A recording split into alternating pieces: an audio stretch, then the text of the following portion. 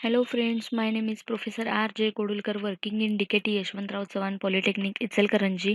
तर आपला सब्जेक्ट आहे जो आहे CPR programming in C language.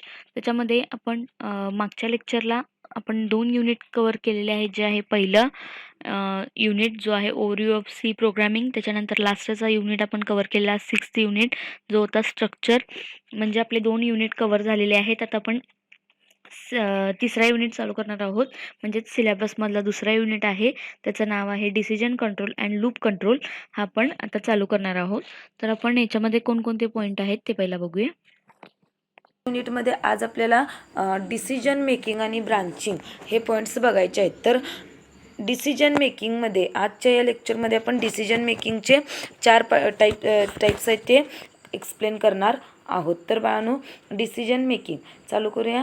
Decision making म्हणजे काय? तर डिसिजन मेकिंग म्हणजेच त्याच्यामध्ये एखादं स्टेटमेंट असतो. तर डिसिजन मेकिंगमध्ये बघा, if statement, if else statement, nested if else statement, switch case statement हे डिसिजन मेकिंगचे टाईप्स आहेत. तर फॉर एक्झाम्पल घेऊया, एखादा if statement is one of the important concept of computer programming. Decision making structure requires that the programmer specifies one or more conditions to be evaluated or tested by the program. म्हणजे एकापेक्षा जास्त conditions. आपण ॲडिशनचा programme केला, मग ॲडिशनचा programme केला, greater दॅनचा पण programme केला. मग अशा एकापेक्षा जास्त कंडिशन्स आपल्याला चेक करायचे असतील तर आपण सी प्रोग्रॅमिंगमध्ये डिसिजन मेकिंग यूज करू शकतो. तर डिसिजन मेकिंगमध्ये आपल्याला जर सी प्रोग्रॅमिंगमध्ये यूज करायचं असेल तर डिसिजन मेकिंगचे वेगवेगळे टाईप्स आहेत. जे टाईप्स आहेत, इफ स्टेटमेंट आहे, इफ एल्स स्टेटमेंट आहे, nested if else statement, switch case statement आणि नेस्टेड स्विच स्टेटमेंट हे आपण बघू शकतो. तर मानू आपल्याला सी प्रोग्रॅमिंगमध्ये यामध्ये if statement, if else statement आणि नेस्टेड इफ एल्स स्टेटमेंट आणि स्विच हे 4च बघायचे आहेत. नेस्टेड स्विच स्टेटमेंट आपल्याला स्टडीला नाही, पण तुम्हाला मी आत्ता सांगणार आहे नेस्टेड स्विच स्टेटमेंट म्हणजे काय हे सुद्धा. तर बाळांनो, डिसिजन मेकिंग म्हणजे तुमच्या लक्षात आलं असेल की program should be able to logical true or false decision based on the conditions proved. म्हणजे वेगवेगळ्या कंडिशन्स असतात. जर प्रोग्राममध्ये तुम्हाला ट्रू ऑर फॉल्स वगैरे पाहिजे असतील तर तेव्हा तुम्हाला डिसिजन घ्यायचं असेल तर तेव्हा तुम्ही डिसिजन मेकिंग अप्लाय करू शकता. आणि डिसिजन मेकिंगसाठी तुम्हाला एक सिम्बॉलसुद्धा मी सी प्रोग्रॅमिंगमध्ये फ्लोचार्ट ड्रॉ करताना मी दाखवले होते. तर अशा पद्धतीने वेगवेगळे ते सिम्बॉल्स यूज करून आपण त्याचा फ्लोचार्टसुद्धा ड्रॉ करू शकतो. तर डिसिजन मेकिंग तुमच्या लक्षात आलं असेल की आपल्याला एखादा डिसिजन घ्यायचा आहे, तो कोणता आहे, ट्रू आहे की फॉल्स आहे. तर त्याच्यासाठी आपण इफ स्टेटमेंट यूज करू शकतो, इफ एल्स स्टेटमेंट यूज करू शकतो, nested if else statement use करू शकतो, त्यानंतर स्विच केस यूज करू शकतो आणि नेस्टेड स्विच स्टेटमेंट असे वेगवेगळे डिसिजन स्टेटमेंट्स आपण यूज करू शकतो. तर आता फॉर एक्झाम्पल इफ स्टेटमेंट जो आहे तो पहिला आपण घेऊया. इफ स्टेटमेंट, इफ म्हणजे काय बाळांनो तुम्हाला माहीत असेल. इफ म्हणजे काय, जर कंडिशन ट्रू झाली तर आपल्याला काहीतरी प्रिंट करायचं असेल तर त्याची बॉडी लिहायची, म्हणजे त्याचे स्टेटमेंट्स लिहायचे, तर त्याला म्हणायचं इफ स्टेटमेंट. मराठीमध्ये तुम्हाला सांगतो इफ म्हणजे काय, पण जर. If the if statement can be implemented in the 4 different forms. म्हणजे वेगवेगळे कशा पद्धतीनं करता येतात. सिम्पल इफ स्टेटमेंट, इफमध्ये तुम्ही एल्स. इफ म्हणजे काय, जर कंडिशन ट्रू झाली तर त्याचे स्टेटमेंट एक्झिक्यूट होणार, आणि जर नाही झाली तर अनादर स्टेटमेंट. नेस्टेड इफ एल्स म्हणजेच काय, त्या इफमध्ये अनादर इफ एल्स. आणि इफ एल्स इफ लॅडर म्हणजे इफ नंतर एल्स झालं की ॲटोमॅटिकली लगेच इफ चालू होणार, आणि इफ झालं की त्याचा एंड एल्सनं होणार, आणि एल्स एंड झाला की त्याचा स्टार्ट इफनं होणार. ते लॅडर म्हणजे शिडीसारखे असते, त्याला म्हणायचं इफ एल्स इफ लॅडर. तर बाळांनो, आता आपण जो इफ स्टेटमेंट बघतो, म्हणजे जर एकच कंडिशन टाकायची. त्याचा जनरल सिंटॅक्स आहे बघा, तुम्हाला मॉनिटरवरती दिसत आहे. इफ टेस्ट कंडिशन म्हणजे ब्रॅकेटमध्ये तुम्ही एक कंडिशन टाका, आणि ती कंडिशन जर ट्रू झाली तर त्याचा ब्लॉक म्हणजे ओपन आणि क्लोज कर्ली ब्रेसमधले जे स्टेटमेंट आहेत ते एक्झिक्यूट होणार. आणि जर ती कंडिशन इफमधली जर कंडिशन तुमची फॉल्स झाली तर अनादर स्टेटमेंट्स तुमचे एक्झिक्यूट होणार. इथं तुम्हाला त्याचा फ्लोचार्टसुद्धा दिसतो बघा. एंट्री केली म्हणजे आपण प्रोग्राम चालू केला, त्याच्यामध्ये कंडिशन चेक केली, कंडिशन ट्रू झाली तर स्टेटमेंट ट्रूचे सगळे एक्झिक्यूट होणार, आणि फॉल्स झाली तर फॉल्स झाल्यानंतर त्याच्या बाहेर पडणार, आणि स्टेटमेंट अनादर स्टेटमेंट एक्झिक्यूट होणार. त्यानंतर काय तुमचा प्रोग्राम असेल तो नेक्स्ट स्टेटमेंट्स एक्झिक्यूट होणार, आणि त्यानंतर तो प्रोग्राम स्टॉप होणार. तर मी एक तुम्हाला सॅम्पल एक्झाम्पल दिलेलं आहे बघा. ह्याच्यामध्ये write a simple program to print a less or not, less आहे की नाही by using if statement. Header files add केलेत, आणि त्याच्यामध्ये बघा मी एक व्हेरिएबल डिक्लेअर केला इक्वल टू 10, म्हणजे एची व्हॅल्यू आता सध्या माझ्याकडं किती आहे 10 आहे. मी कंडिशन काय टाकली इफमध्ये बघा, if A is less than 20, म्हणजे 10 हे 20पेक्षा लहान असेल तर, मग आता 10 हे काय आहे 20पेक्षा लहान आहे. मग जर कंडिशन ट्रू झाली तर त्याच्या खालची जी ओपन आणि क्लोज कर्ली ब्रेसमधली बॉडी एक्झिक्यूट होणार. काय होणार, print A is less than 20. समजा एची व्हॅल्यू आता माझ्याकडं 50 आहे, तर 50 इज लेस दॅन 20 आहे का, नाही. कंडिशन काय झाली फॉल्स, तर ओपन आणि क्लोज कर्ली ब्रेसमधली बॉडी एक्झिक्यूट होणार नाही, तर ती बाहेर पडणार. बाहेर पडणार म्हणजेच काय, व्हॅल्यू ऑफ ए प्रिंट होणार. मग आता आपल्याकडं व्हॅल्यू किती आहे 10 आहे, तर 10 is less than 20, so A is less than 20. Output काय येणार आहे इज लेस दॅन 20. आणि व्हॅल्यू ऑफ ए बाहेर पडल्यानंतर परत त्याची व्हॅल्यूसुद्धा प्रिंट होणार आहे. पण जर मोठा असेल तर लेस दॅन म्हणून मेसेज प्रिंट होणार नाही, डायरेक्ट व्हॅल्यूज प्रिंट होणार आहे. तर हे प्रोग्राम तुम्ही करून बघायचा आहे. नेक्स्ट आहे if else statement. If else statement म्हणजेच काय, जर तुमची पहिली कंडिशन ट्रू झाली तर त्याची स्टेटमेंट एक्झिक्यूट होणार. जर समजा ती कंडिशन फॉल्स झाली तर त्याची स्टेटमेंट एक्झिक्यूट होणार नाही, तर एल्स म्हणजे बाहेर पडणार इफच्या, आणि एल्सची बॉडी एक्झिक्यूट होणार. त्याला म्हणायचं if else statement. If condition is true then true block statement executes, आणि if condition is false then else block gets executed, otherwise false block statements are executed. तर तुम्हाला त्याचा जनरल फॉर्म दिला आहे बघा. इफमध्ये कंडिशन टाकले, ती कंडिशन ट्रू झाली तर ट्रू कंडिशन बॉडी एक्झिक्यूट होणार, अदरवाईज फॉल्स झाली तर एल्सची बॉडी एक्झिक्यूट होणार. आणि ते ओपन आणि क्लोज कर्ली ब्रेस झाल्यानंतर अनादर स्टेटमेंट्स तुम्हाला द्यायचे असतील तर अनादर स्टेटमेंट्स एक्झिक्यूट होणार.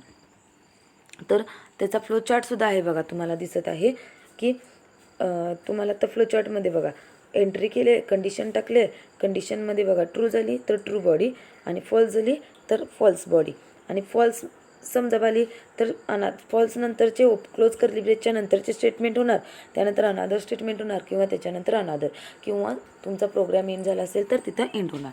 सेम तसंच ट्रूसारखं, ट्रू कंडिशन झाली तर ट्रू बॉडी एक्झिक्यूट होणार, ट्रू नंतरचे स्टेटमेंट्स एक्झिक्यूट होणार, आणि तिथं तुमची बॉडी तिथं तुमची तो प्रोग्राम एंड होणार आहे. मी एक सिम्पल प्रोग्राम घेतला आहे की प्रोग्राम तो लेस आहे की नाही तो सेम चेक, पण इफ एल्सनं आपण करायचा आहे. आता इफ एल्सनं करायचं आहे.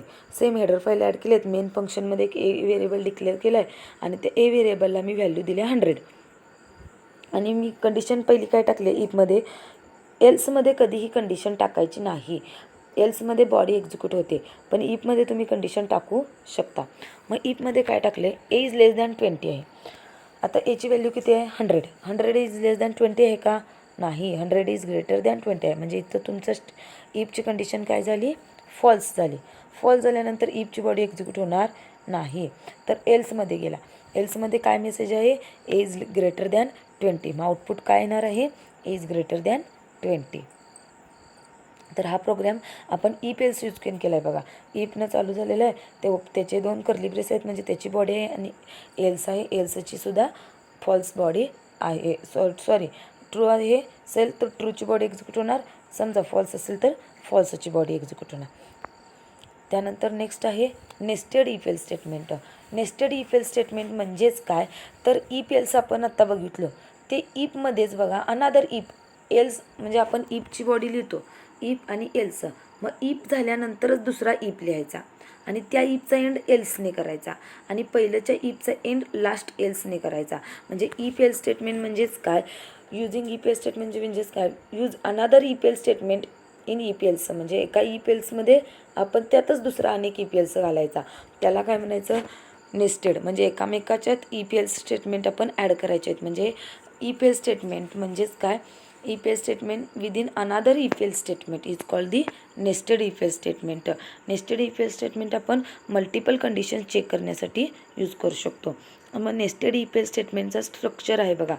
पहिला इफ आहे त्याच्यामध्ये कंडिशन घातल्या, पहिल्याचा जो इफ आहे तर इफची कंडिशन जर ट्रू झाली तर त्याच्या परत ओपन क्लोज म्हणजे त्याच्या बॉडीमध्ये एंट्री करणार. मग परत इफ आहे बघा, मग त्याच्यानंतरची दुसरी कंडिशन एक्झिक्यूट चेक करणार. मग दुसरी कंडिशन ट्रू झाली तर त्याचे स्टेटमेंट्स एक्झिक्यूट होणार, आणि त्याचे स्टेटमेंट्स एक्झिक्यूट होणार. आणि समजा दुसरी कंडिशन तुमची फॉल्स झाली तर एल्सचे स्टेटमेंट्स एक्झिक्यूट होणार, आणि मग त्यानंतर काय होणार, एल्सची एक्झिक्यूट होणार आणि मग त्यानंतर बाहेर पडणार. समजा पहिलंच तुमची इफची कंडिशन आहे आणि तीच पहिल्यांदाच तुमची काय झाली, ट्रू झाली नाही, म्हणजे फॉल्स झाली, तर आतमध्ये एंट्री होणार नाही, म्हणजे तो दुसऱ्या इफकडे जाणार नाही. तर इफच्या डायरेक्ट तो बाहेर येणार, म्हणजे कुठे येणार, लास्ट एल्सला, आणि एल्सची बॉडी एक्झिक्यूट होणार. म्हणजे बघा, पहिल्याच्या इफचा एंड केलेला आहे लास्ट एल्सने आणि मध्ये जो आहे तो इफचा एंड केलेला आहे एल्सने. म्हणजे पहिली कंडिशन ट्रू झाली तरच प्रवेश होणार दुसऱ्या इफमध्ये. जर पहिली फॉल्स झाली तर डायरेक्ट जंप होणार लास्ट एल्सला, आणि पहिली कंडिशन ट्रू झाली तर आतमध्ये जाणार, आतली कंडिशन ट्रू झाली तर मग ते बॉडी एक्झिक्यूट होणार आणि मग बाहेर पडणार. अशा पद्धतीनं नेस्टेड इफ एल्स वापरायचा आहे.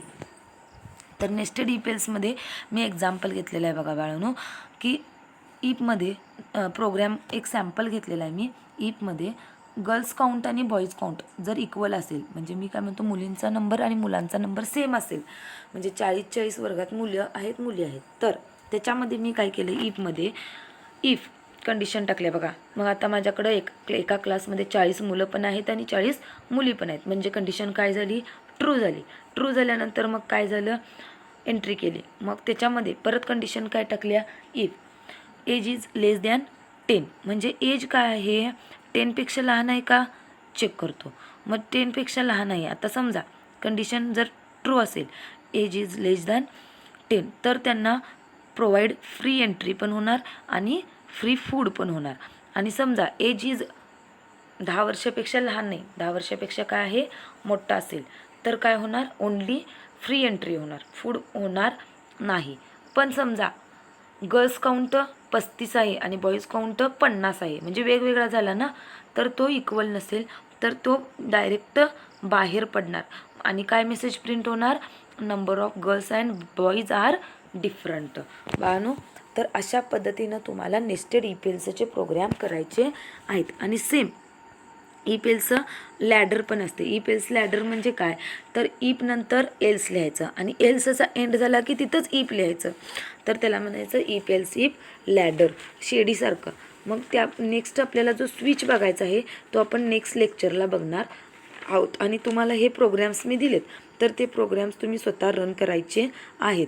तर तुम्हाला हे प्रोग्राम्स केल्यानंतर तुमच्या लक्षात येणार आहे. आणि बाळांनो, तुम्हाला ह्याचे मी PPT आणि त्याचे नोट्स जे काय ते मी अपलोड केलेले आहेत गुगल क्लासरूमला, तुम्ही तिथून घ्यायचे आहेत. आणि ह्यात काही जर शंका असेल तर तुम्ही विचारू शकता, मेसेज करू शकता, कॉल करू शकता. आणि याच्यावरती दिलेली असाइनमेंट जी आहे तीसुद्धा कंप्लीट करायची आहे. मी तुम्हाला असाइनमेंटसुद्धा गुगल क्लासरूमला आणि PPTसुद्धा आजची अपलोड करणार आहे, ती तिथून तुम्ही घ्यायचं आहे. तर आजचे लेक्चर आपण इथं स्टॉप करूया. आणि जर काही नाही समजलं तर तुम्ही विचारू शकता. आणि आज आपण इथं स्टॉप करूया आणि दिलेली असाइनमेंट तुम्ही सॉल्व करा. थँक्यू.